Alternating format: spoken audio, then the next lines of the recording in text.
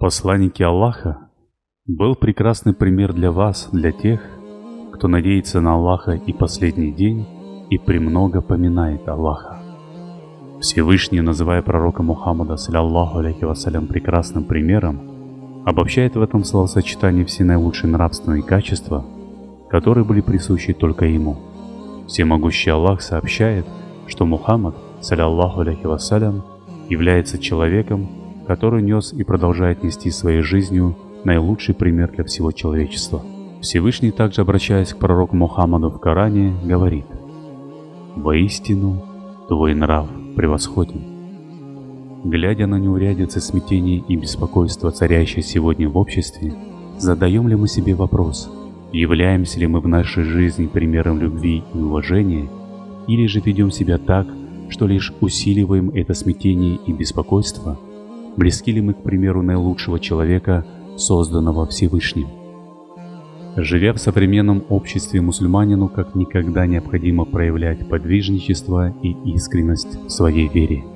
Первостепенной задачей для каждого мусульманина должна стать необходимость служить примером для своей семьи, детей, родных, близких, а также и для других людей, чтобы им на деле стали видны особенность и красота ислама.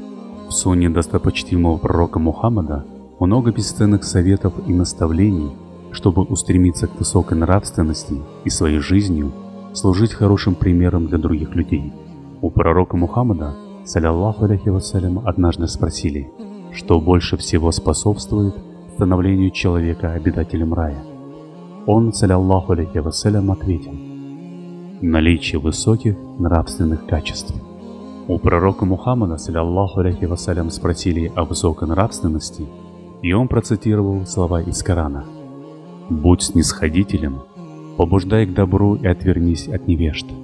А затем добавил: «Высокие нравы – это когда ты налаживаешь связь с тем, кто порвал ее с тобой, когда даешь тому, кто лишил тебя или не дал, когда ты прощаешь того, кто обидел и притеснил тебя. По милости Аллаха ты был мягок по отношению к ним.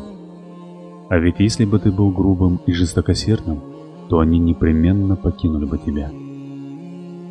Именно личностный фактор способствовал тому, что в одном из самых крупных мусульманских государств, Индонезии, местное население принимало ислам. Авангардом распространения ислама в Индонезии стали арабские торговцы, прекрасный нрав которых стал основной движущей причиной принятия ислама индонезийцами. И когда сегодня пытаются навязать, что ислам как-то насаждался, прекрасным примером служит Индонезия.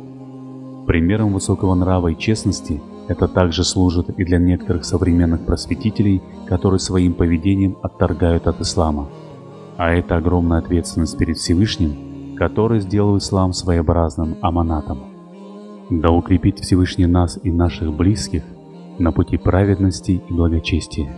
Да будут нашими постоянными спутниками жизнь, любовь и уважение, высокая нравственность, которой обладал наш любимый пророк Мухаммад, мир ему и благословение Всевышнего. Мира вам и вашим близким, милости Всевышнего и его благословения.